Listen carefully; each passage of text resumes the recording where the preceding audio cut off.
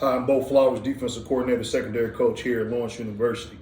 Today I'm going to talk a little bit about one of my favorite coverages, quarters coverage, four read as we call it. Some guys have called it palm, some guys are also use it as trap.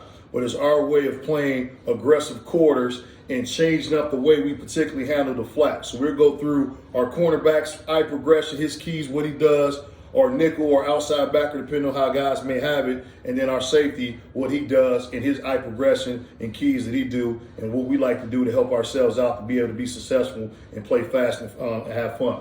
So first things first, if we get a 2x2 set here, number one rule for our corner, he is 1x7 outside. Now, that is his base alignment, but his alignment is always predicated based off of what is his divider rules.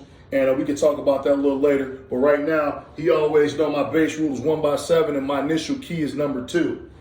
As we talk about our nickel is what we call shoe alignment. He's going to be 2x6 inside of number 2. And then our strong safety here, he will be 2x10 inside of number 2, and his key will be number 2. Our star key is the end man, the line of scrimmage, to number 3, depending on if it's the back or if there happens to be a number 3 receiver, a skilled guy close to him. But right now in the 2x2 set, his 3 will be the back. All right. So first things first, 3-step for the corner is eliminated, right? So he's going to see through the quarterback to number 2 to snap of the ball, but he's keying number 2. Number 2 is going to tell him everything. So now, if 2 is vertical, we're vertical, right? So if he sees 2 is vertical, he wants to start vertical. Now he's looking within that framework from 6 yards or less. Does number 2 break out? Does he do anything? Does he eliminate himself to now allows me to know how I want to play if I'm the corner, right? So if he's out and he goes here, I'm going to stick my foot in the ground. I'm going to go here. One of the primary things, most important thing that a cornerback should do right here for us now in our 4 read coverage, if he breaks, he has to make number 1 go inside of him. He has to. Because if he doesn't, number 1 gets to go outside. He pushes himself further away from our safety here. And now our safety is not able to get to him like he needs to do. So it's important that he makes you do that, because the moment 2 goes out, the safety key 2's out, I'm inside and on top of number 1, maintaining the 3-yard cushion, a leverage on him inside, right? That's important.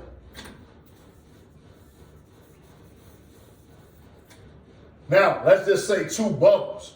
If we get a bubble with the 9 route right here, I teach my corners to hold it, because now it's a negative throw. And what we don't want to happen here is you take off, and now the quarterback is able to throw a ball right here in this window, right off, replace him as he go. So we're going to hold this, allow the safety time to get here, and he will break on the throw, and we'll rally to it because it's a negative throw. Now, the corner knows, the star knows right now, our nickel knows, hey, 2's to the flat, I'm holding the curl, I'm getting eyes out there to see if 1 is coming in, but if 1's not coming, I'm protecting the curl. We're going to be strong up the middle right here in our defense, right? So every throw that we're going to force them to have to make, it's going to have to be an outside throw, a contested outside throw, nothing in the middle. So if they want to run a slant or anything in here, he will be in this window being able to drive on that deal, making it hard for him. We want to be strong in the middle and protect ourselves in the middle at all times.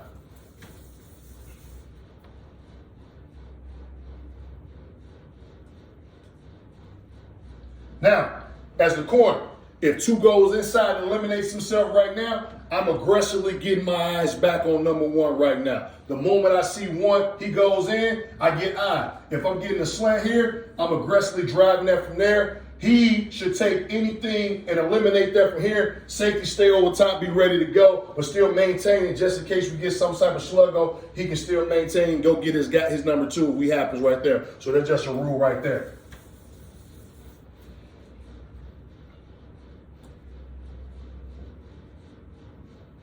Now let's just say now we get a vertical by 1 and vertical by 2. Number 1 eliminates himself. The corner's going to give an in. He's going to now get his eyes off the reroute to see that. He's going to work back, deliver that, make sure that there's no area to throw the ball. We want to protect ourselves in the middle. He's going to make sure he takes that away. The corner's going to work the squeeze, but he's going to stay outside of this vertical now, and then the safety goes. So we essentially have a double team. So now, if they decided to try to run some type of corner out here or some type of double move, the safety will still be over that, and we still got extra help right there. We're essentially double teaming that, and this is where our version of quarters becomes zone with man on the vertical principle. Well, he's became a zone player because this guy's completely eliminated himself out of the area. So now he's able to come and play some zone, get the eyes on the quarterback and watch. Now, let's just change the scenario here, right?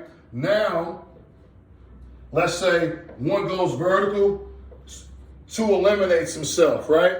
Now, he's going to protect the curl. We always want to be strong in the middle. We always talk about that. But with the strong safety now, he see his two go. Now he goes to what I like to call a hot or not situation. Hot or not is, I'm hot. If I look at the quarterback and I'm zoning, the quarterback's looking towards my way, I'm hot. So now what's my thought process? Now I'm anticipating potentially getting a post behind me or maybe a deep dig where I can get underneath either one of them, helping the corner out, okay? Anytime we get a chance to double team any type of vertical route, especially as a zone player in our quarters concept, we're going to take advantage of that. Now let's just say he's not hot, right? So now if he's not hot, well, he's going to still get eyes on the quarterback. He's not hot. That means the quarterback's looking to the other direction. Now he's going to look to potentially steal something coming from the other side, whether it's a bender by two or one or a post, but he's going to look to be able to rob that or potentially steal a post here and help one of these guys out on the other side where we can potentially get a pick where the quarterback won't see us and really allowing us to read that quarterback's eyes and his shoulder to know he's going to get a good break on the ball, right? So once again, really using a good opportunity here with this safety. My guy's eliminated himself. Now I'm coming a true zone my quarter guy here. Now I'm able to read the quarterback with the rules of knowing, am I hot or not? If I'm hot, I'm thinking, hey, maybe a dig, maybe a post coming behind me. Let me look this route up to see what one's doing. If I get a chance to double team, there I am.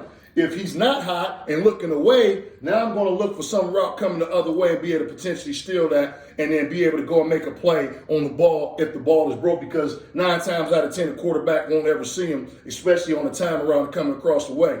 And it's the same principle with the corner. One eliminates himself. I become a zone guy. What is the picture that I'm seeing? If I can potentially double team this vertical, if there's not a vertical, I'm looking to see where I can help and maintain my zone. And always, as the nickel player, his rule is just always knowing if I get threatened to the flat by number 3, whether he swings or whether he goes to the flat now, I'm going to body reroute number 2 hard, widen him out, and I'm going to sit here and hold the curl. And now I'm going to make the quarterback have to make this throw or this throw. I'm going to take these throws away from him from top to bottom and continue to force them to have to be able to make that hard contested throw. We always, in our quarters, the number one thing is we always want to make sure that guys know that no matter what's going on, these are the areas that we want to force teams to have to throw the ball. Anything else, we don't want to allow them to be able to throw the ball. We want to take those areas away and force the quarterback have to make some of the hardest throws with tight coverage on them at all times. So that's my end of just talking about a little bit of our 4-read concept, some of the progressions and things, how we go through it. Hope you enjoyed this video. Thank you.